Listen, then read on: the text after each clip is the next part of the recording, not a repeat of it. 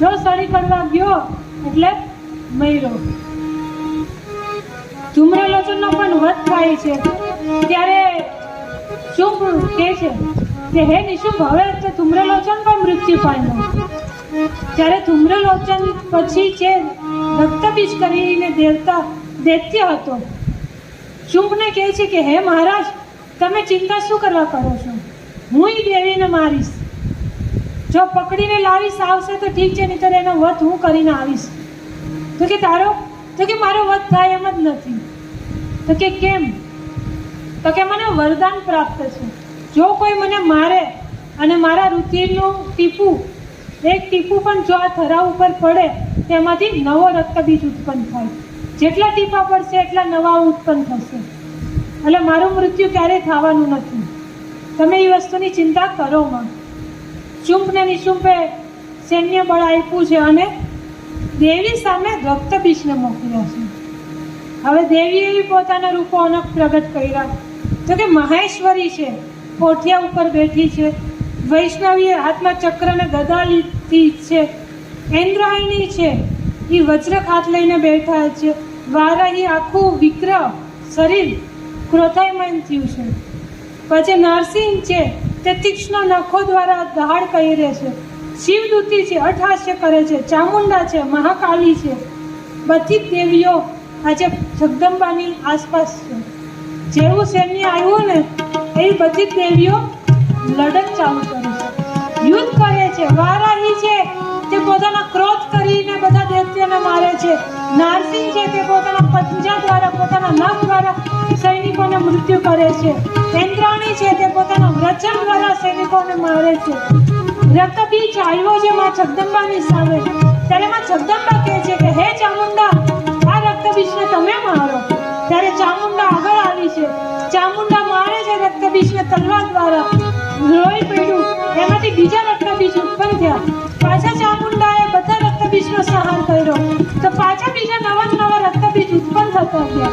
કહેવાય છે કે વ્યાસજી કહે છે કે જેટલું સૈન્ય લઈને રક્તબીજ આવ્યો હતો એનાથી અનેક ગણા રક્તબીજ ઉત્પન્ન થઈ ગયા છે. હવે જગદંબા કહે છે હે ચામુંડા, રક્તબીજ એમને નહીં મળે.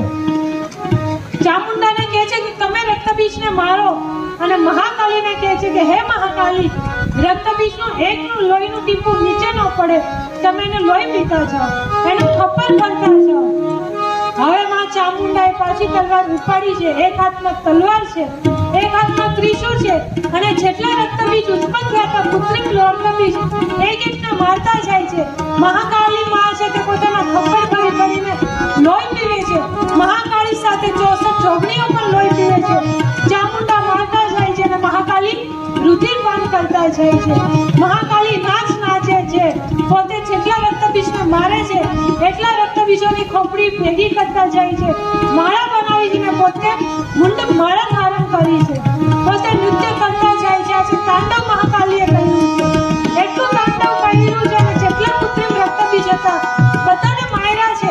અને અંતિમ રક્તબીજ જે મૂળ રક્તબીજ હતો એને આજે માં ચામુંડાએ જેવો એનું શિર છેદ કર્યું એવું જ મહાકાલીએ એનું શિર પકડ્યું છે અને પોતાના મુખ દ્વારા પાન કરવા માંડ્યા છે. એકી રક્તબીજનું લોહીનું ટીપું ધરા ઉપર નથી પડવા દીધું. આ રીતે મહાકાલીએ રક્તબીજનો વધ કરી અને જયકાર દેવોએ કરી છે. પુષ્પ વૃષ્ટિ કરે છે. આપણે પણ મહાકાલીનો જય કઈ કરે. બોલ શ્રી મહાકાલી માત કી જય. બોલ શ્રી મહાકાલી માત કી જય. દૈત્યોને રણમાં રોયડા રે માય, દૈત્યોને રણમાં રોયા. ગરબા રમવા તો ઊભું થજો, જેને રમવાની ઈચ્છા હોય.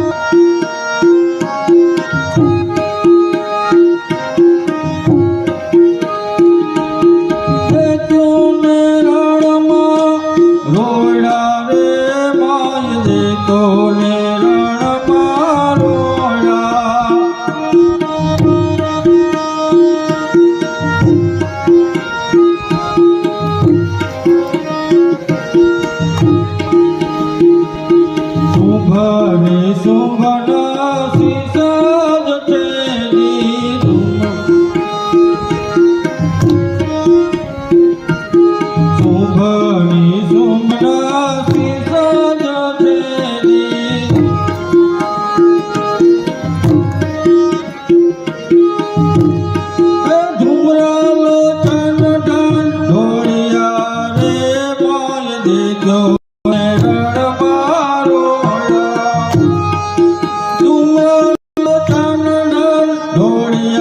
રે માય દેજો ને રણમાં રોડા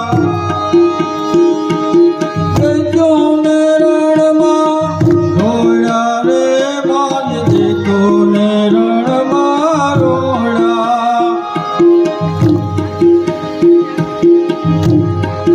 ભોયે પડા પડા કરે છે ઓકારા ભોયે પડા પડા કરે છે ઓકારા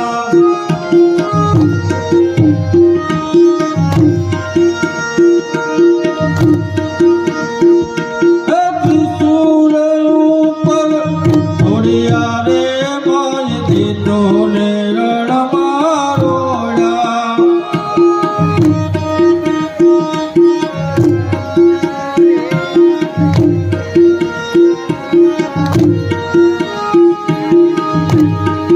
દેજો ને રણમાં રોડા રે માય દેજો ને રણમાં રોડા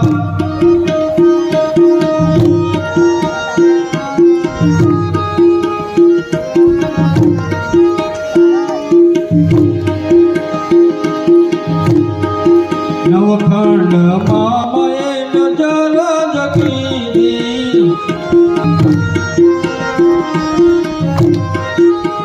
નવખંડમાં મયે નજર જગીરી એ ખંભાના લઈને ઘોડા રે માય દેજો ને રણમાં રોડા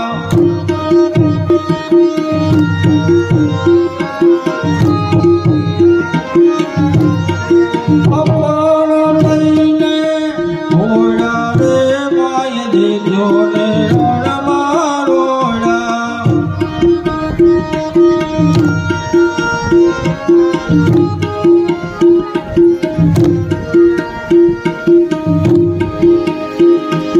બ્રહ્માણી ઇન્દ્ર